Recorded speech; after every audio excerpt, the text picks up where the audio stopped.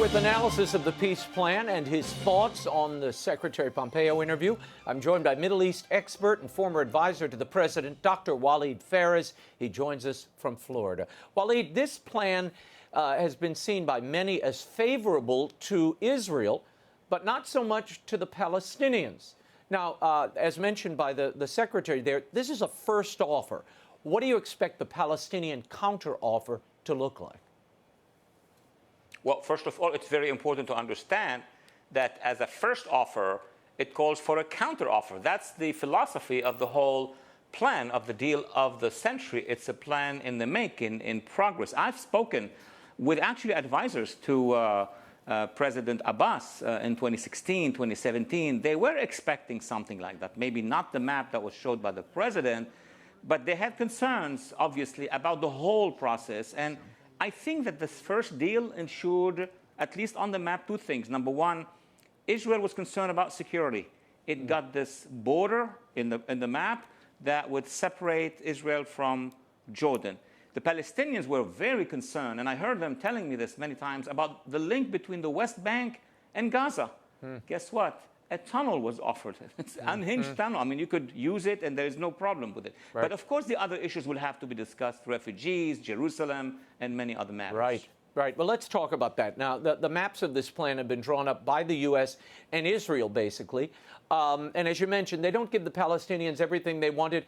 There is a proposed West Bank Gaza tunnel, but the Jordan Valley, the Israelis would get control of. There's no East Jerusalem capital here. Actually, it's in Abu Dis, which is about a mile outside of Jerusalem.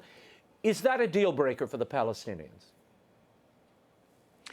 It is ideologically, but then when the Palestinian negotiators or people in government will take a look at it and will understand that they will have an administrative capital in a suburb which is attached to Jerusalem called Abu Dis, but something else. They're going to get Arab neighborhoods inside East Jerusalem. So the idea that they're not getting East Jerusalem, they're getting part of East Jerusalem. And by putting those two parts together, they have an administrative capital. Let me mention one thing. Egypt is moving its administrative capital from Cairo. People wouldn't believe this, to 100 miles away because of practical considerations. So at the end, they will have a capital. It will be connected to Jerusalem, but not to all of Jerusalem. Now, some critics are saying, you mentioned it a moment ago, the refugees are not settled in this plan. But we have to point this out, and I think it's critical, because I've been hearing about this for so long, Walid, so very long, that this is the first time that Israel is accepting a Palestinian state, and we shouldn't dismiss that. How big a deal is that for the Palestinian territories? It's probably less important than Jerusalem because of the high symbolism of Jerusalem. But at the same time, if they are attentive to what has been offered was not you bring the refugees first, there will be chaos, and then you create a state. You create a state first to which the refugees will be coming to, and of course they will have many options. Some would like to settle in other places, some would like to emigrate, but those who really want to come and join the Palestinian state, they have to have a Palestinian state. And once it is established, then there are those billions and billions of dollars to help them settle in the new Palestinian state. Well, I want to show you the reaction in the Palestinian territories to the plan. They don't look very happy here, Walid. You see the rioting in the streets and the burning of things. Yet Saudi Arabia, Oman, Bahrain, the Emirates, they're all urging Palestine to come to the table. Palestinian Authority President Mahmoud Abbas yesterday sent a letter to the Prime Minister Netanyahu in Israel saying, quote, "The plan is an American and Israeli disavowal of the Oslo Accords. And so the Palestinian Authority now sees itself as free to disregard the agreements with Israel, including security cooperation." Could this plan destabilize the region, and should they come to the table? First, these are the first reactions, and they were expected, of course. But let's understand one thing. You have two types of Palestinian politicians. Those who will never accept neither this plan or this map or any other map, these are the Hamas camp.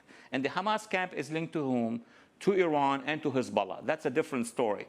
But then you have the Palestinian mainstream of Mr. Abbas, and in the beginning he's going to reject that. But of course he's going to negotiate and talk with whom? With those who support him in the Arab world. You just mentioned the most important ones. Saudi Arabia, UAE, Egypt, Jordan to a certain extent, but of course you see Oman and Bahrain. So when Arab coalition partners will meet with the Palestinians and will guarantee them that they're going to be with them in the development of that new Palestinian state, they will start moving in a different direction. Now they are concerned about who? Who is the concern of Mahmoud Abbas? Hamas. Because they're going to accuse him of being a traitor to the Palestinian cause, so on and so forth. Look, let me give you one example from history. Ireland, it did not jump from under British colonialism to an independent state immediately and sovereign state. It went through phases. And the Palestinians have a great model in how the Irish people have moved along to obtain their independence. There are economic incentives, as you mentioned earlier, for the Palestinians to make this plan work. $50 billion to fund Palestinian infrastructure for jobs, etc. Now, many Palestinians are saying this is an insult. Is it? No, because many Palestinian businessmen I met in 2016 and 2017, guess what they were trying to tell me? Why wouldn't the United States be granting donations to the next Palestinian state? So those who are in charge of the economy were seeking this, but at the same time, the radicals will do everything they can to sink the whole process. And besides, $40 billion, Raymond, does it suggest something? It's almost a third of the Iran deal money, $150 billion, right, for a very small piece of land, versus Iran, $150 billion. I would recommend that the Palestinians will reconsider and then will engage in the negotiations. Not easy. It's going to take some time, but the base exists. I would seize that opportunity. One of the precursors to acknowledging the statehood of Palestine is to control Hamas, disavow Hamas and disarm it. Can the Palestinians exert that kind of control over Hamas? Look, I have been pushing for that matter and advising for that matter for the last many years, both lawmakers and, of course, leaders. Without getting the PA, the Palestinian Authority, with the backing of the Arabs to control Gaza, Gaza is the coastal area of the new Palestine, Palestinian state. You cannot fly with Palestine without having Gaza. So yes, there need to be a dissolution of the armed forces. I'm not talking about political parties. They're free, even if they are Islamists. That is crucial. The problem is, to resolve this, you have to go all the way, guess to where? To Tehran. Tehran has the key, because Tehran is funding and training Hamas. Hezbollah is training and funding Hamas. So what we have been doing with our Arab partners was to resolve the issue there, and that would have great consequences on the Palestinian issue. I want to ask you about, it's a little bit of a political question. Your thoughts on why people in Middle America, why should they be concerned about this peace in the Middle East? And why is the president expending so much effort, years, to try to bring these sides together with this deal? Well, in a post-9/11 era, in a post-ISIS era, in a different world after the Cold War, the jihadi attacks against the United States, you cannot ignore what is happening in the Middle East. You can ignore, but then suffer the consequences. And what we're going to do is do it at the lesser price possible in terms of people's lives and treasure at the same time. So if we help resolve this issue, if we help resolve some of the other issues that are pending in the region, I would say, Raymond, that this is not the only big deal that we are going to be cutting in the Middle East. This is the first one. Look at what's happening in Iraq, in Lebanon, in Syria, the minorities issues, the Kurdish issues. This is just the first model. If we are successful there, we may be successful elsewhere. I want to talk about a couple of other matters. You heard Secretary Pompeo and I discuss his trip to London. Now, he's asked the Brits to reconsider that decision to allow the Chinese company Huawei to build their 5G network. Might they reconsider? Should they? I think they should. I think we are their strategic partners, especially now after Brexit more than ever before. But that reminds me of what happened with the British and the Europeans with regard to the Iran deal. You remember President Trump spent a lot of time also convincing them that we cannot stay in the Iran deal because it's a threat to our security.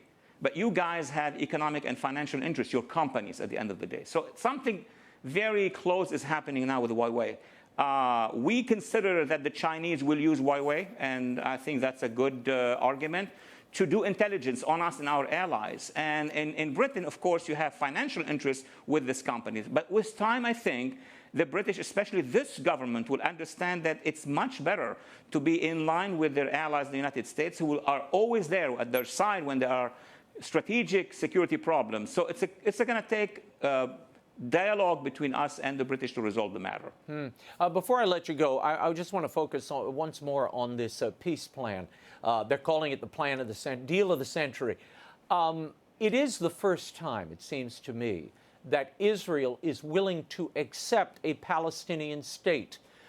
This is the two-state solution in many ways that people have been asking for. Your thoughts on why it took so long and how Trump could be uniquely positioned to bring it to some sort of completion? A couple of points quickly, Raymond. What is unique about it is that what we've heard from one part of Israel, the left-wing Labor government in the past, they have accepted two-state solution, while the Likud and the right wing have never accepted that. So now President Trump was able to convince those who were not convinced. So now he has Israel united, at least around the idea of two-state solution. And number two, the Israelis have an interest in resolving the matter because they and the Arab coalition have a much greater threat coming to both of them from Iran. The president encouraged the Arabs to drive terrorism out, is encouraging Israelis and Palestinians to find a resolution because all of us, we are going to be heading towards a massive challenge with the Iranians, and that challenge has started already on the ground in Iraq. Well, as I mentioned to the Secretary, this looks a lot like Yitzhak Rabin's plan right before he was assassinated. This is sort of the plan he had proposed with the Palestinians. That's absolutely true. I have been in the Middle East and here for many decades. The plan existed, different maps maybe, but this is the definitive map. Let me say one last word. The map reflects demographics on the ground. There is no cheating here. This is where the Palestinians live. This is where the Israelis live. This is the best way to put it together. But again, the Palestinians have the right and should be very aggressive in negotiating, but they should negotiate. We'll leave it there. Dr. Walid Phares, thank you so much for joining us. And you can follow Walid over at Twitter at Walid Phares.